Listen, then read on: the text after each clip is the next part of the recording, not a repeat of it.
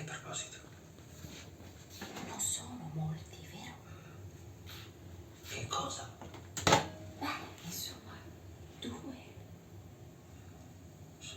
Sono più di quanti siano concessi ai cinesi.